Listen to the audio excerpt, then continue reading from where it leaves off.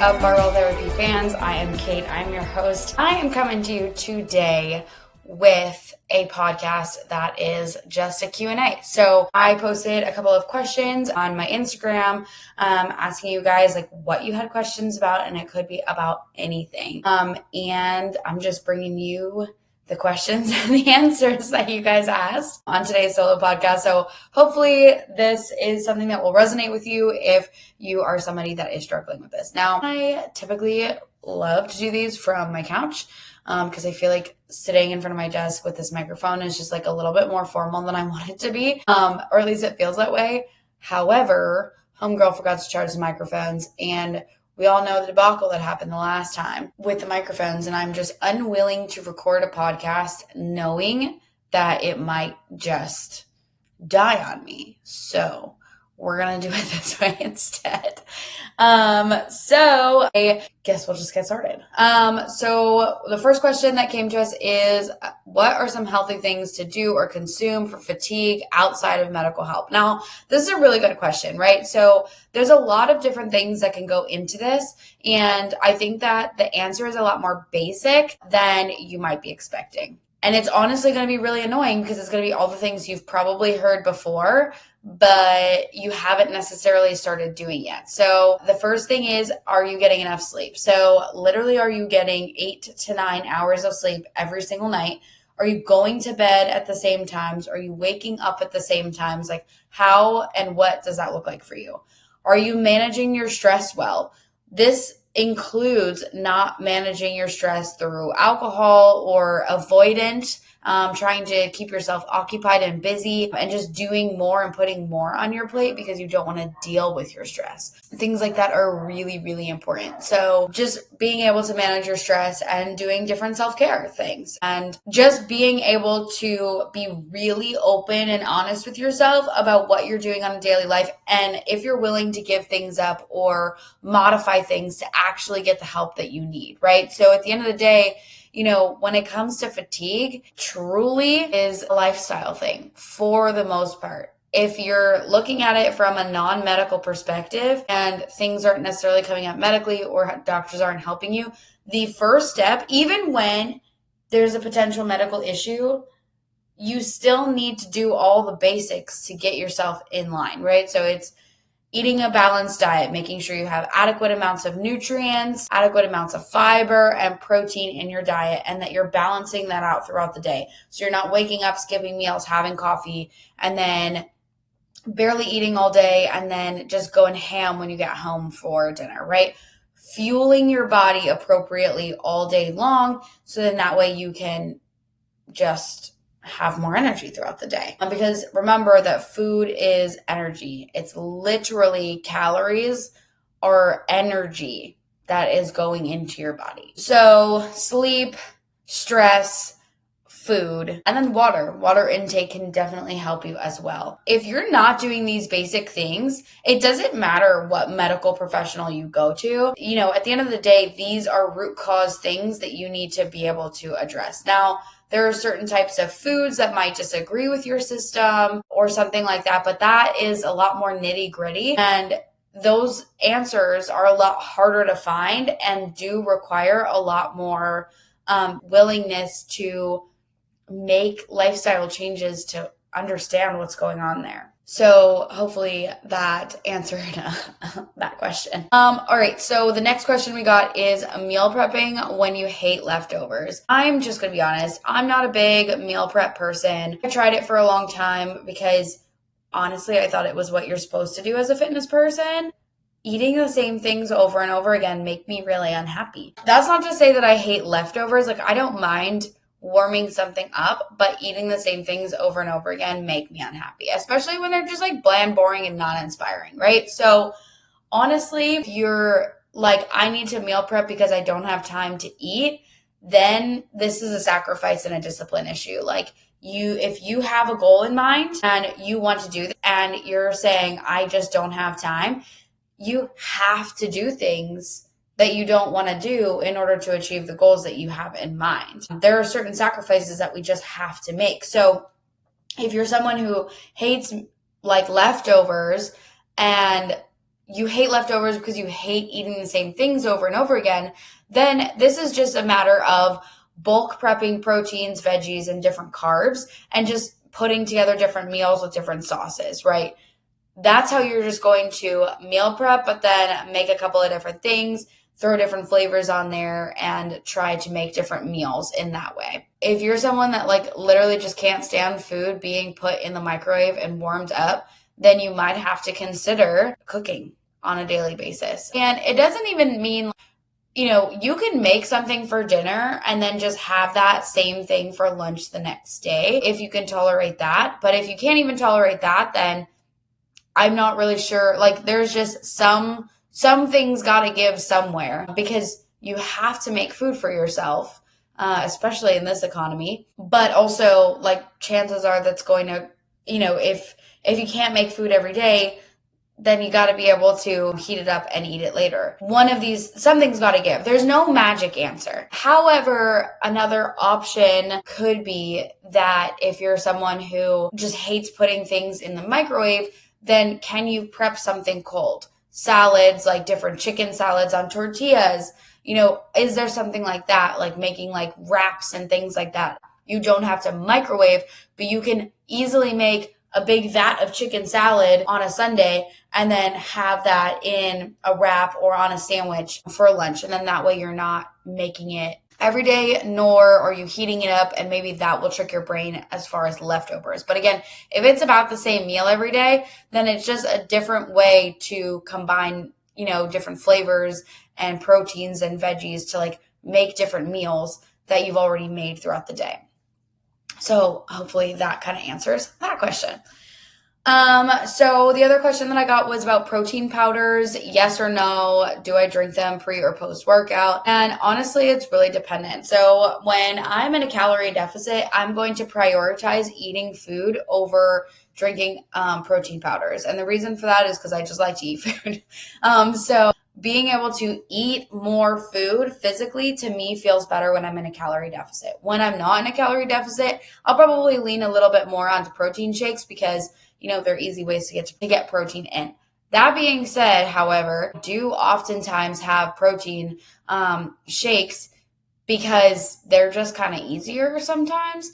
So a lot of the times I will have a mid-afternoon snack and it's literally a banana and a protein shake. And reason being is just because I don't feel like making any extra protein for the day. And maybe I want to save my fat for like a fattier protein for dinner. There's nothing wrong with them. Protein shakes and are supplements. Protein powder is a supplement. It's supposed to supplement your diet.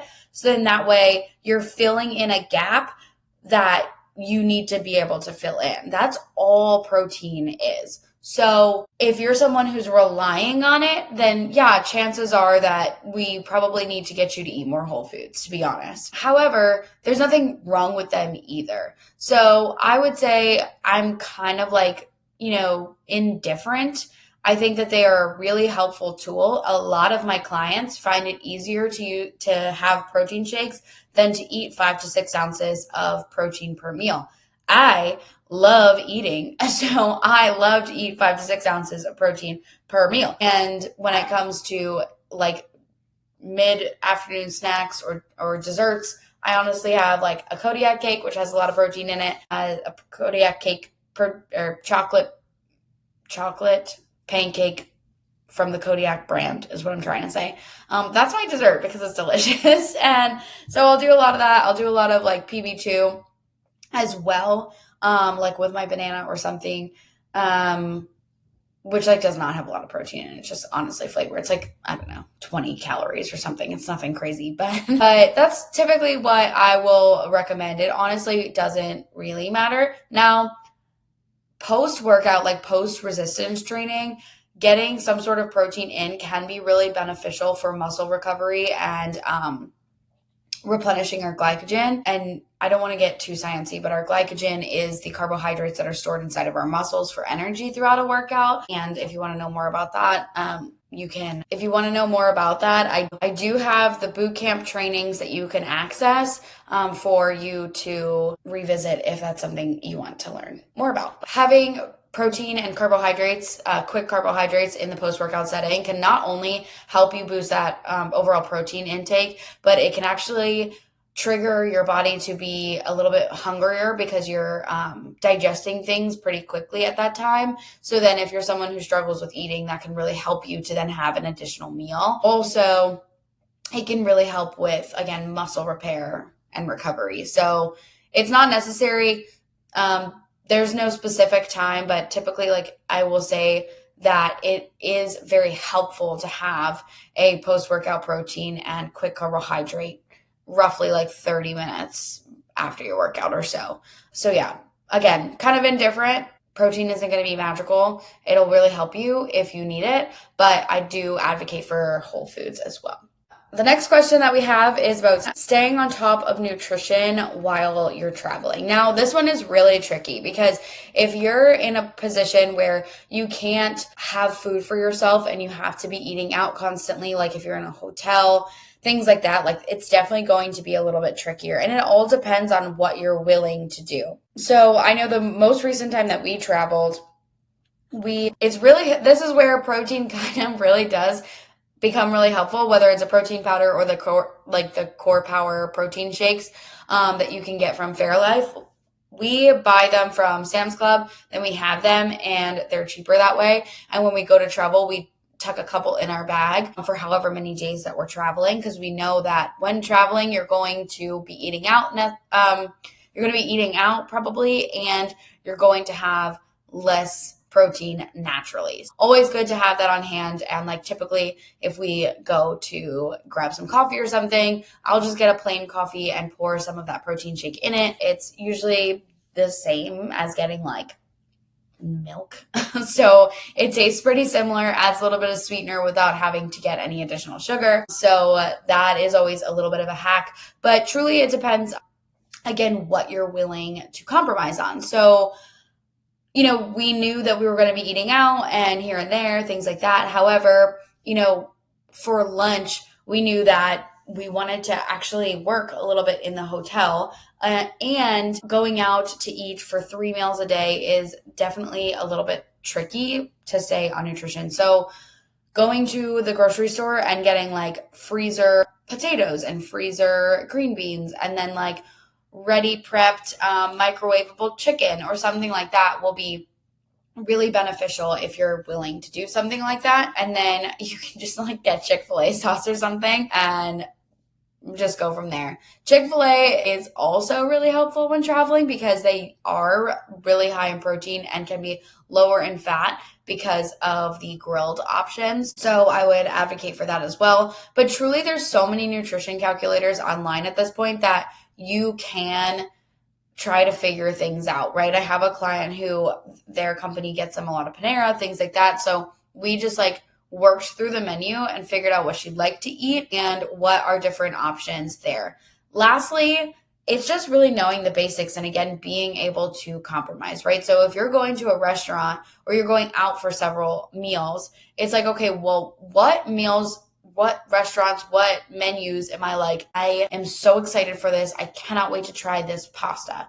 Okay, get the pasta. Make sure you get some protein. I don't know, maybe add some wings or something as your appetizer to make sure that you get extra protein. But I always am a big advocate for not being overly restrictive. If you're somebody that travels a lot, you probably need to be a little bit more on top of your game. But I never want people to feel super restricted, especially when they don't travel a lot. But then it's, again, just knowing the basics, making sure that you're getting protein, fruits and veggies, and, healthier carbs and like less processed food. Honestly, one of the biggest hacks too is tracking. Tracking your food is definitely going to be really beneficial. It'll be super eye-opening and it'll help you discover what you should be eating when you're eating out, things like that. So if you need some help with that, let me know and I got you. Hey, Barbell Therapy fam, I am interrupting this podcast because I want to make sure I let you know that I have roster spots open for my one-on-one coaching. This program is 110% customized specifically to you. I make a brand new workout. I do not copy and paste from any of my other clients. I work with you individually on your individual nutrition needs from where you started to where we want to go. And I make sure that you have a plan in place that will actually get you results and be easy and sustainable for you to achieve. We're going to look at your individual body and how your body responds to things. Honestly, the amount of support that you're going to get inside of this program is going to be the game changer. From not feeling like yourself and needing personal journal prompts, routine audits, making sure that your day is structured in a way that you don't feel like you're flailing and you just have all these tasks you need to complete and you don't know when and why to complete them. I will go through every single step of the way with you to make sure that you not only have a plan that you can actually complete, but you know when and where to complete that plan so you don't feel like you're just adrift in the day trying to meet these metrics. We are going to be best friends throughout this, and I'm telling you, it is worth it. Hop on a call with me and let's do a personalized fat loss evaluation for you, where I will give you the starting guide that we would be using inside of my program, calories, training days, cardio days, etc. I will give you that guide to get started, and we can see if you're a fit for the program. And if you're not, at least you have a basic plan that you can implement to actually hit your results. So let's get started by setting up that call, and I can't wait to meet you. The last question, and I guess this would be the heaviest question, is my biggest takeaway or lesson about mental health in the last year. That's an interesting one. And I feel like I've kind of already touched about this. Over the last couple years, I have been coming to terms with not having bipolar disorder and just having depression, just kind of ebb and flow naturally, having anxiety ebb and flow naturally, being diagnosed with borderline personality disorder and things like that. Now, I will say that I'm a huge advocate for the fact that nutrition and a balanced diet can definitely help. But the other thing that really helps, again, is sleeping. I notice that I'm far more irritable when I'm not sleeping or I'm not sleeping well and I'm really tired. I also notice that alcohol truly, truly, truly impacts my mental health in a lot of ways. And I'm super irritable the following day. And I know, that compounds with a lack of sleep, things like that. Even just 1 or 2 beers, will impact me. And then lastly, it's just I've talked about this a lot on this podcast at this point, but just setting boundaries with people and truly coming to terms with yourself. Have you done the work to be the best version of yourself that you can possibly be?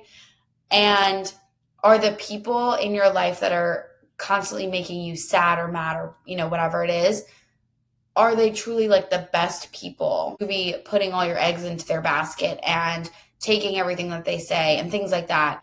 If they're not, then set those boundaries. Understand where those lines are.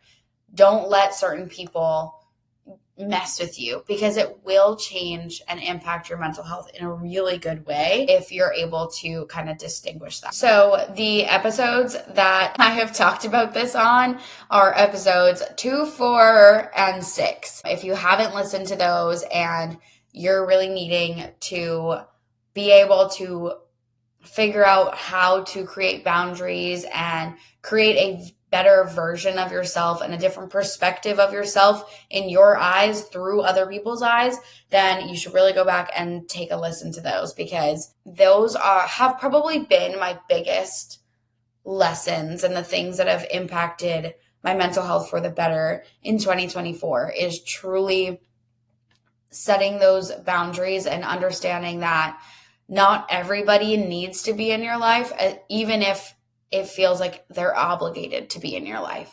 And honestly, that started with, my biological father, and I don't truly have a relationship with him at this point.